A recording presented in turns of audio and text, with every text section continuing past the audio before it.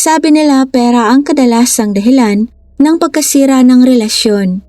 Sa panahon ngayon, ang kasakiman sa pera ang bumubulag sa tao.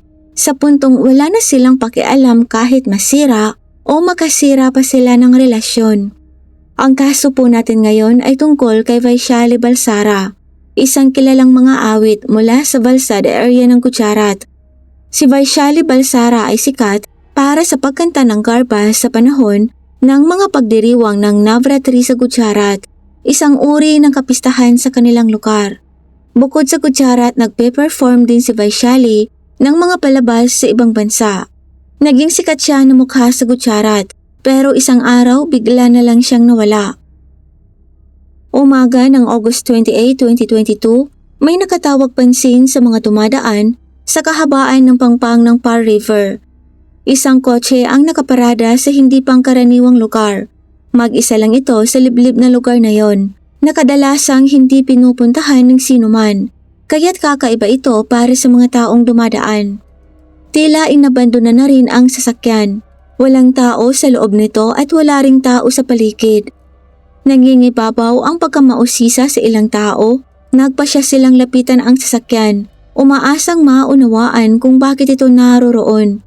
Ngunit habang papalapit sila, mabilis na napalitan ng kilabot ang kanilang kuryosidad. Sa loob ng sasakyan nakahiga sa likurang upuan ay ang walang buhay na katawan ng isang babae. Natakot ang mga tao sa kanilang natagpuan at mabilis na tumawag ng mga pulis upang iulat ang kanilang nakita. Ang mga pulis mula sa Party Police Station sa Valsad District sa Gujarat ay agad na dumating sa pinangyarihan. Sa sandaling natanggap nila ang tawag. Pagdating sa eksena, nakita nila ang kotseng may lamang walang buhay na tao sa loob. Maingat na sinuri ng mga pulis ang sasakyan at ang katawan ng babae sa loob. Ang nakakabagabag na kalagayan nito ang nag-iwan ng pagdududa sa isipan ng mga otoridad. Ito ay hindi aksidente, kundi ay isang malinaw na kaso ng pagtapos ng tao. Habang tinitingnang mabuti, napansin ng mga pulis ang isang marka sa leeg ng babae. Isang tanda na siya ay sinakal. Nakita ang kanyang tsinelas sa ilalim ng driver's seat habang ang kanyang katawan ay nakahandusay sa likurang upuan. Iminumungkahi ng eksena na ang naturang babae ay pwersahang kinaladkad sa likod. Inilagay doon at pagkatapos ay sinakal. Walang nakikita ang mga sugat sa kanyang katawan at maayos pa rin ang kanyang mga damit na suot na walang mga palatandaan ng pagkikibaka.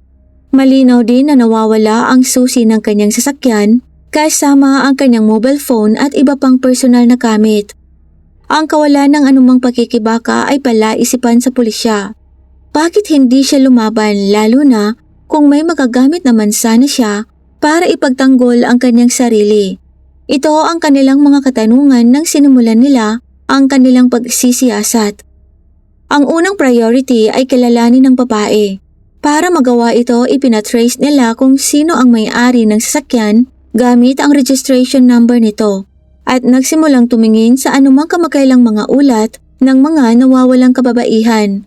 Nagkataon naman na noong gabi bago noong August 27, isang lalaking nagngangalang Harish Balsara ang nag-file ng ulat ng nawawalang tao sa lokal na istasyon ng pulisya.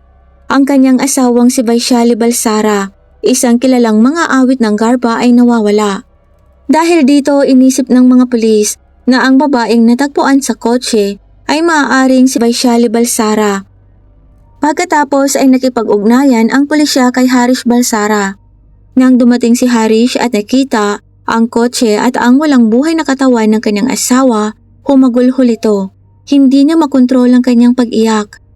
Kinumpirma niya na ang wala ng buhay na katawan ng babae ay ang kanyang asawang si Vaishali Balsara. Ipinaliwanag ni Harish sa pulisya na ang kanyang 34-year-old na asawang si Vaishali ay umalis na mag-isa noong gabi ng August 27, 2022. Ngunit hindi na ito nagbigay ng maraming detalye. Habang lumalalim ang gabi at hindi pa nakakauwi si Vaishala, lumalalim na rin ang pag-aalala ni Harish at hindi rin ito tumatawag sa kanya. Sinubukan niyang tawagan ng kanyang asawa, ngunit naka-off ang mobile phone nito. Nag-aalala at nababalisa, sinimulan ni Harish na hanapin si Vaishali. Tinawagan niya ang kanilang mga kaibigan, pamilya at mga kakilala. Nagtatanong kung may nakakita o nakarinig sa kanyang asawa. Lumabas pa nga siya para hanapin ito. Umaasang makakita ng bakas kung saan maaaring pumunta si Vaishali. Ngunit pagkatapos ng ilang oras ng paghahanap at walang palatandaan kung nasaan si Vaishala, wala siyang pagpipilian kundi magtungo sa pulisya at magsampa ng ulat ng nawawalang tao. Sa pagkakatagpo ng katawan matapos matukoy ni Harish na ito ang kanyang asawa, mabilis na kumilos ang pulisya upang tapusin ang kanilang investigasyon sa pinangyarihan. Ang katawan ni Vaishala ay ipinadala sa ospital para sa post-mortem examination at ang forensic team ay maingat na kinolekta ang lahat ng kinakailangang ebidensya mula sa pinangyarihan. Ngayon ay nakumpirma na ang katawan ay si Vaishali Balsara. Sa kumpirmasyon na ito, ang pulisya ay nahaharap sa isang bagong hanay ng mga katanungan. May mga kaaway ba si Vaishali? May naiinggit ba sa kanyang tagumpay at katanyagan? Sa panahon ng interogasyon ng pulisya, ipinaliwanag ni Harish na nang umalis si Vaishali sa bahay ng gabing iyon, binanggit nito na magkikipagkita ito sa isang tao at babalik din kaagad. Sa kasamaang palad, hindi na alam ni Harish ang anumang higit pang mga detalye tungkol sa kung sino ang pupuntahan ng kanyang asawa o kung bakit. Sa pagsisiyasat, nalaman na si Harish ay kasama rin sa mundo ng musika bilang isang mahusay na gitarista na madalas na tumutugtog sa mga pagtatanghal ni Vaishali. Ang mag-asawa ay kilala sa parehong Gujarat at Mumbai at sa kanilang katanyagan ay umabot pa sila sa ibang bansa para sa mga pagtatanghal. Ang balita ng pagtapos kay Vaishali ay mabilis na kumalat na nagdulot ng labis na pagkabigla sa buong Valsad. Ang brutal na pagtapos sa isang minamahal at kilalang tao ay nagdulot ng pagkataranta sa komunidad at hindi napigilan ng mga tao na magtaka. Sino kaya ang may matinding sama ng loob sa mang-aawit na si Vaishali? Lumabas sa pagsusuri ng katawan na si Vaishali Balsara ay tinapos sa pamamagitan ng pananakal. Malinaw na ang salarin o mga salarin ay may iisang intensyon, ang wakasan ang buhay ni Vaishali. Ngunit ito ay humantong sa isang mas malaking tanong. Bakit iniligpit ang mga awit? Isa ba itong krimen na udyok ng kasakiman na marahil para sa kanyang mga ari-arian o mayroon bang mas personal na dahilan? Nagsimulang maghinala ang pulisya na ang responsable ay maaaring isang taong malapit sa biktima. Posibleng ang kanyang asawa o isang kaibigan. Dahil determinado silang malaman ang misteryo, naglunsad ng masusing investigasyon ng pulisya. Bumuo sila ng 6 na dedikadong koponan upang malaman ang katotohanan sa likod ng pagtapos kay Vaishali. Ang unang hakbang ay upang mangalap ng maraming impormasyon hanggat maaari tungkol sa mga relasyon ni Vaishali, lalo na ang kanyang relasyon sa kanyang asawa. Ikinasal sina Harish at Vaishali noong 2011. At magkasama ay nakaroon sila ng isang anak na babae. Gayunpaman, hindi si Vaishali ang unang asawa ni Harish, siya ang kanyang pangalawa. Si Harish ay nagkaroon din ng isang anak na babae mula sa kanyang unang asawa. Sa panahon ng pagsisiyasat, sina Harish at Vaishali ay nakatira kasama ang kanilang 2 anak na babae sa mga magulang ni Harish. Sa investigasyon, lumitaw na walang anumang problema o salungatan sa loob ng pamilya. Habang nagpapatuloy ang investigasyon, maingat na inuobserbahan ng mga pulis ang gawin ni Harish. Paulit-ulit nila siyang tinanong. Sinusubukang makakita ng anumang hindi pagkakapare-pareho sa kanyang mga kwento o anumang mga clues na maaaring magsuggest na mayroon siyang itinatago. Gayunpaman, malinaw na naging tapat si Harish sa investigasyon. Dahil dito, nagsimulang maniwala ang pulisya na hindi sangkot si Harish sa pagtapos sa kanyang asawa at wala din itong tinatagong sikreto sa kanila. Gayunpaman, sa kabila ng maliwanag na kawalang kasalanan ni Harish, alam ng pulisya na hindi nila kaagad maaaring maalis ang sinuman sa listahan ng mga pinaghihinalaan.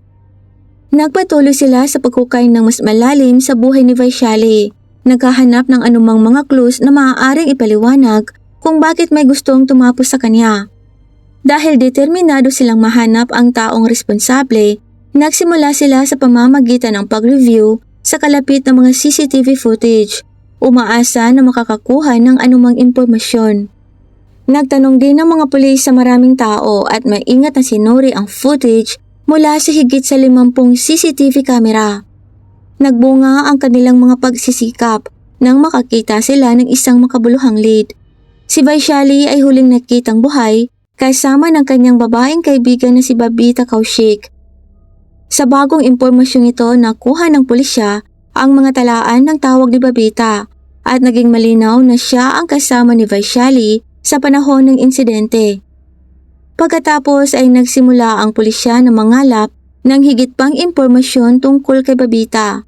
Nalaman nila na 8 buwang buntis pala ito, isa na namang panibagong hamon para sa mga investigador. Ang pagtatanong kay Babita ay mahirap dahil sa kanyang kalagayan. Kailangang isaalang-alang ng pulisya ang aspeto ng sitwasyon ng tao. Ang pag-alam na ang anumang labis na stress sa panahon ng pagtatanong ay maaaring magdulot ng panganib kay Babita at sa kanyang hindi pa isinisilang na sanggol. Dahil dito, naging mas komplikado ang investigasyon. Si Babita ay mayroon ding 10 taong gulang na anak na lalaki. Kaya para isaalang-alang ang lahat, ang pulisya ay gumawa ng isang matalinong plano. Una nilang pinuntahan ang bahay ni Babita at sinabi dito na ang kanyang kaibigang si Vaishali Balsara ay natagpuang wala ng buhay. Ipinaliwanag nila sa buntis na siya ang huling nakausap nito at hiniling sa kanya na ibahagi sa kanila kung ano ang naaalala niya sa araw na yon. Para mas maging komportable si Babita, nagdala rin ng mga pulis ng mga doktor para matiyak na hindi malalagay sa panganib ang kanyang ipinagbubuntis. Nakatulong ito sa pagbuo ng tiwala ni Babita sa pulisya. Pagkatapos niyang maging komportable, tinanong siya ng mga pulis kung may napansin ba siyang kahinahinala noong huli silang nagkita ni Vaishali. Sinubukan ni Babita na iligaw ang mga pulis sa pagsasabing meron nga na may 2 pang taong kasama si Vaishali noong mga panahong yun. Dahil dito, ipinakita sa kanya ng mga pulis ang CCTV footage at mga larawan ng ilang suspect para tingnan kung may nakikilala ba siya sa kanila. Ang mga larawang ito ay mga larawan ng mga tao na walang koneksyon sa kaso ng pagtapos kay Vaishali. Nahuli si Babita sa bitag ng pulisya. Kumpiyansa siyang kinilala ang isa sa mga larawan na ipinakita sa kanya ng mga pulis bilang ang kahinahinalang tao na huli niyang nakitang kasama umano ni Vaishali. Nagdulot ito ng mga pagdududa na nagpatibay lang sa hinala ng pulisya na si Babita ay nagsisinungaling at sangkot sa pagtapos sa kanyang kaibigan. Pagkatapos nito, tinanong si Babita ng maigi ng mga babaeng pulis at kalaunan sa interogasyon ang misteryosong kwento sa likod ng pagtapos sa mga awit ay nahayag. Sa huli, ang bawat kriminal ay nagsisinungaling, ngunit pag makorner na ng mga investigador sa pagtatanong, ikinakanta din ng mga ito ang buong katotohanan. Nagsimula ang lahat dahil sa humigit kumulang $30,000 o mahigit 1.5 million pesos sa kasalukuyan. 2 taon ng magkaibigan sina Babita at Vaishali. Humiram si Babita ng $30,000 mula kay Vaishali ng may interes. Ngunit ngayon, hindi na mabayaran ni Babita ang kanyang utang, habang si Vaishali ay patuloy na sinisingil ang kanyang pera. 1 linggo bago ang insidente, pinipilit ni Vaishali si Babita na bayaran na nito ang inutang na pera. Dahil sa pagkadismaya, nakaisip si Babita ng masamang plano. Nakipag-ugnayan siya sa 2 contract killer sa pamamagitan ng Facebook at nakumbinsi sila na tapusin si Vaishali sa halagang $9,600 o mahigit 530,000 pesos sa kasalukuyan. August 27, inischedule ni Babita ang pagkikipagkita kay Vaishali ng harapan malapit sa isang inabandonang pabrika. Sa halip na gamitin ang kanyang sasakyan noong araw na yon, scooter ang ginamit ni Babita. Nang malapit na siya sa lugar, ipinarada niya ang scooter mga 2 kilometro ang layo mula sa pabrika. Pagkatapos ay sumakay ng pampasaherong sasakyan papunta sa pabrika kung saan niya ibibigay kay Vaishali ang pera. Ang kanyang mga inupahang tao naman ay nauna nang nagtatago malapit sa pabrika na may dalang mga armas, habang si Vaishali ay naghihintay na rin kay Babita. Nang makita nito si Babita, ipinarada ni Vaishali ang kanyang sasakyan sa harap nito. Nang huminto ang sasakyan ay pumasok na si Babita at ang isa sa kanyang mga kasabwat. Pagdating sa loob, sinabi ni Babita kay Vaishali na naayos na niya ang karamihan sa pera. Ngunit ang dala niya lang sa ngayon ay $9,600 pero isusunod niya na rin kaagad ang kulang sa lalong madaling panahon. Nakalagay ang perang dala ni Babita sa isang bag at sinabi kay Vaishali na kapatid niya ang kanyang kasama. Tinutukoy ang kanyang kasabwat. Iniabot niya ang bag kay Vaishali at sinabing bilangin nito ang pera. Yun ang buong $9,600. Nakaupo si Babita sa harapang upuan habang ang kasabwat nito ay nakaupo sa likuran at ang isa pang kasabwat ay nagbabantay. Sa sandaling yon, ang kasabwat sa likurang upuan ay naglagay ng chloroform sa dalang panyo at tinakpan nito ang ilong ni Vaishali.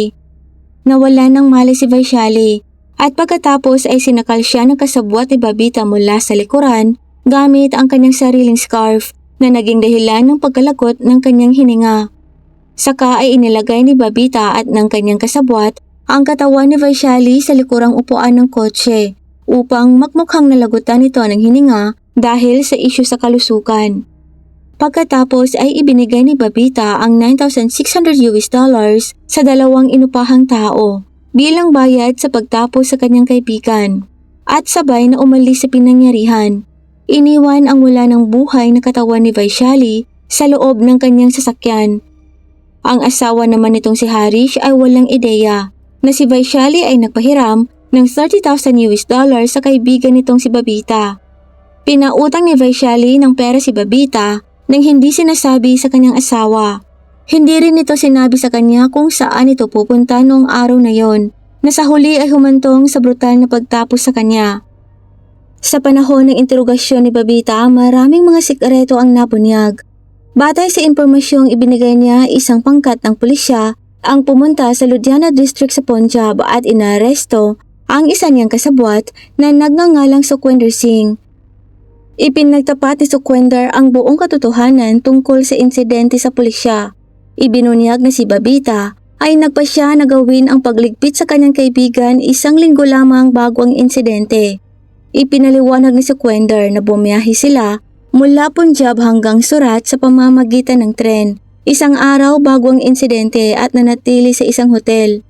Kinabukasan sumakay sila ng tren papuntang Valsad kung saan sila susunduin ni Babita. Magkasama silang tatlo, tinapos nila ang planong iligpit si Vaishali. Sa interogasyon ng pulisya, ibinunyag ng kasabwat na sila ni Babita ay may contact sa pamamagitan ng social media sa nakalipas na 11 taon. Nagsinungaling din umano si Babita sa kanya, pagkumbinsi sa kanya na tapusin ang kaibigan nitong si Vaishali dahil ito umano ang dahilan ng kanyang diborsyo, na nagbunsod sa kasabwat na kunin ang kontrata sa pagdispatcha kay Vaishali. Dahil dito napaisip ang maraming tao, ang pagtulong pala sa isang kaibigan kapag sila ay nasa problema ay magiging dahilan pa ng iyong katapusan. At ito ang trahedyang kwento ni Vaishali na nagpahiram ng pera sa kanyang kaibigang si Babita para lamang bayaran ang tiwala na yon ng isang nakakagulat na pagkakanulo. Si Babita kasama ang 2 iba pa ay nakakulong sa ngayon para sa pagtapos sa kanyang kaibigan. Ito ay isang nakakatakot na paalala na kung minsan ang mga taong pinagkakatiwalaan natin ay ang siya pang mananakit sa atin ng lubusan, na kung mamalasin ay mauuwi pa sa pinakamalupit na katapusan. Ito lang po para sa araw na ito. Maraming salamat po sa panunood. Magkita-kita po tayong muli sa susunod na kaso. Mag-ingat po tayong lahat.